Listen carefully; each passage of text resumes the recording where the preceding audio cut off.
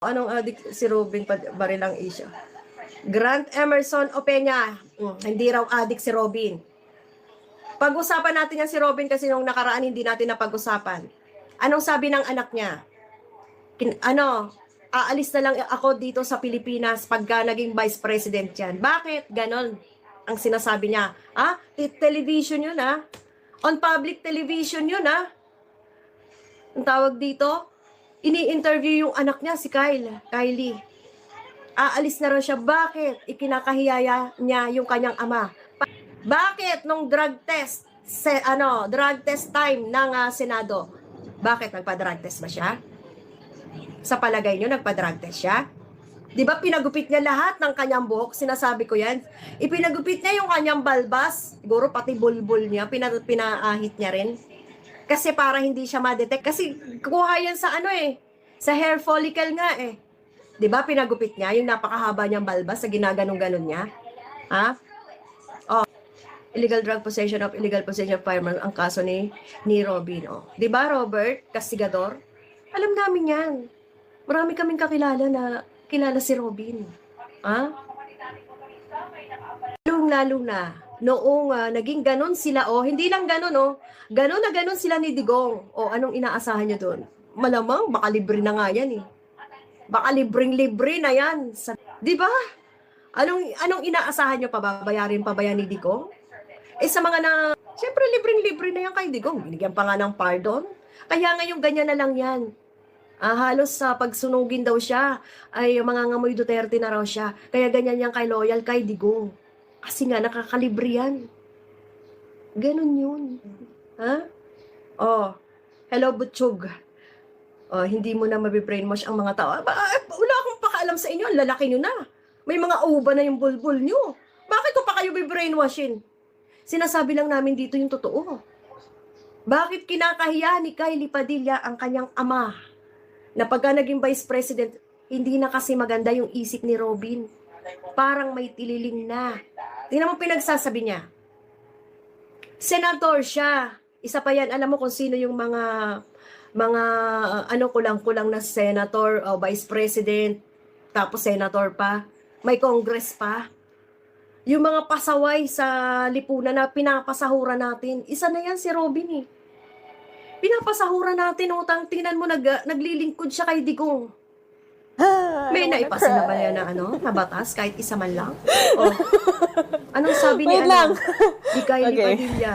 Aalis na lang ako rito sa Pilipinas kung maging yan. This is just pregnancy hormones. Kung maging, ang tawag dito, vice president you can expect na my stepmother would nakakahiya kasi. The senator pa step-in-mother. lang, tingnan mo. And she's organizing my Siyempre, baby yung shower. anak niya hindi Texts me every day. How are kagaya na you? gumagamit. Take this lesson. Ganun. You have to have this when you're pregnant. This is for your baby. Wala This, na. this. So parang, Mamaya pa naman life got wala so na, hindi much na makaka-OCD easier. kung sa ICC. And she's Pud doing sa this ebidensya. while Kaya nga po she's kumusta a ang negative mother. Then to Then to magdidiis her ka naman kids, para I'm like, dumami ang thank you Ah! so much. Para dumami ang subscriber ko? I mean, Bakit? Kakaiba din Marami yung ba ang subscriber ng DDS? love niya sa akin. Tingnan niyo si Thank you. Tingnan niyo yung si And tawag the dito. little prince Si theme Super also DM. came from Tita Milyon-milyon na Maria. So, followers nun. Tingnan mo ngayon. ayun. I mean, Nag-unsubscribe kasi yung dating mga followers niya noon ay mga PBBM supporter. Noong nag-DDS siya, tinira si BBM. Ayan, nagsipagkalasa, unfollow na. Si Robin Chinator yun. Chris Win Martinez. Chinator, syempre Duterte supporter ang peg ni Robin Padilla. 'Di ba? Nakakagigil kumbaga sa kulang na lang hilahin natin yung panahon para mag 2028 na para itong mga hayop na to ay wala na sa sirkulasyon ng politika. 'Di ba? Nakakairita nga na makita pagbumukha nila sa Senado pag nagtatalakayan. Kaya nga po Ma'am Noemi Francisco, nakakairita talaga sila. Dahil wala na silang kundi bakit hindi sila makamove on na ang mga Duterte ay nandoon na. Magpakitang man lang sila, pakitang tao man lang sila na sinusuportahan nila ang mga tao. Alam naman nila na eto kaya kinakahiyaya ni Kylie Padilla. Alam naman niya na nagpapasahod sa kanya yung mga tao, lagi niyang bukang bibig Duterte. Samantalang nagpapasahod sa kanya tao, hindi naman mga Duterte ang nagpapasahod sa kanya ngayon bilang senator siya. At ibinoto siya. Ibinoto namin yan. Si Robin Padilla, mga loyalist. Ibinoto yan. Hindi mo ba alam kung bakit nasabi ng anak ni Robin, malay mo ayaw ng anak. Wow, ayaw ng anak sa politika? Ha? Hindi yun. Eh bakit ngayon pinayagan siya? Oh, ayaw na niya kasi nga ganun ang utak. Nagsisisi rin yung anak niya, bakit ang senador, yung tatay ko, nakakahiya tuloy sa angka namin, nakakahiya siya talaga. Alam mo ba kung bakit? Pagka nakakahiya ang tatay, damay na rin yung mga anak. Ha? Pagka nakakahiya ang anak, damay na rin yung nanay. Ganun yun. Pero ewan ko lang ha, kung madadama yung nanay. Kasi nauna yung nanay na nagkaisip eh. Yung anak, huling nagkaisip lang yan eh. Ha? Pagka nakakahiya kasi yung tatay, yan, damay talaga yung anak. Pero pagka nakakahiya yung anak, wala nang kasalanan ng magulang doon. Alright? May sariling mundo yun eh. Pero pagka nakakahiya yung tatay, eh syempre, anak mo yan eh. Damay talaga yung anak. Ikakahiya mo rin yung angkan mo. Dahil tatay mo yan eh. At anong pagbalik na rin, tatay mo yan eh. Ha? Tapos ganyan, kinukutya, sinasabihan ng bobo. Ano pa ba sinasabi kay Robin? Lahat na. Kahit ako anak ni Robin, mahihiya ako eh. Ha? Di Bisara tayo, ipon trolls kami. Oh, ipon trolls kami para sa 2028 oh. Tingnan mo, James Allison. Ang kakapal lang mga mukha nyo, bakit? Ang trolls ba nakakaboto? Tanga pala kayo eh. Makakaboto ba yung trolls nyo? Bakit? Ang botohan ba online? Ha? Oh, paano tingnan mo yan oh, tingnan mo guys yan oh. Tingnan mo, ipon trolls daw kami. Mag-iipon sila ng trolls para sa 2028. Ay, Diyos mio talaga.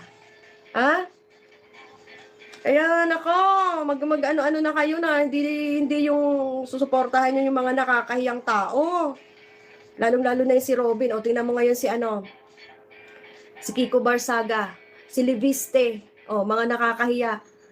Oh, pero syempre pagka may participation doon ang nanay ni Libiste, nakakahiya na rin talaga siya. Pero kung sasabihin ng nanay ni Libiste na wala akong alam diyan eh.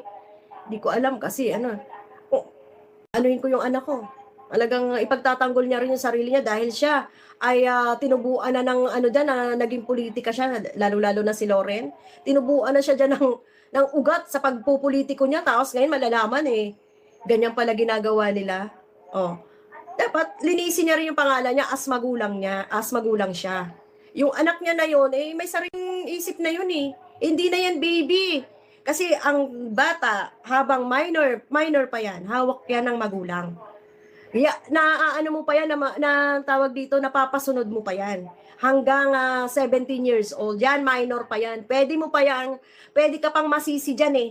Pero pag 18 na pataas, at syempre 18 na pataas, may isip na yan.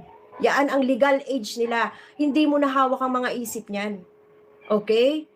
Pwede silang lumakad ng sarili nila, gumalaw ng sarili nila diyan kung katarantaduhan man yung ginagawa nila diyan. Hindi mo na saklaw yung kasi nga may isip na sila. Hindi na sila minor. Ganun 'yun. Dapat may gabay ka dyan. Oo, magsasabi ka dyan na, uy, tigilan mo yan kasi masama yan. Politician ako, nanay mo ko. Ganun dapat. Yan, lalo na dyan kay Kiko. Walang kinalaman dyan, walang kasalanan yung niyan. Mga magulang yan, nasa tamang edad na yan eh. Oh, napapaya talaga ang anak lalo kung babasa ka ng script ng tatay mo, Sandro. Wow. Bakit? Representative siya eh. Bakit? Nasa naman siya, nasa Congress naman siya, tsaka anak siya. Bakit? Masama ba magbasa ng script? Ang mga bobo niyo talaga, no? Bakit? Corruption ba yung script? Pagnanakaw ba yung script? Anong nangyari nung nagbasa siya ng script? Nakapagnakaw ba siya? Sineryoso, sinabi kay Lipadilla, issue na yun ng mga loyalistang. Hindi. Eto yan sineryoso ba? Talagang siseryosohin mo yan dahil kagalang-galang senador kuno, ang kanyang tatay. Tinatanong siya, ini-interview siya ng maayos. Kaya nga ini-interview siya ng maayos, bakit ganun ang sagot niya? Hindi maganda kasi yung sagot niya eh. Dapat sasabihin niya ron, no comment muna po ako sa ganyan. Dapat, civil. Dapat yung maayos sa pagsagot. Kasi, senator yung tatay niya eh. Ginagalang niya ng mga DDS eh. Oh, dapat hindi ganun ang sagot na, ay, aalis na lang ako sa Pilipinas pagka naging vice siya. Ah, what? Sagot ba yun ng may mga pinag-aralan tao?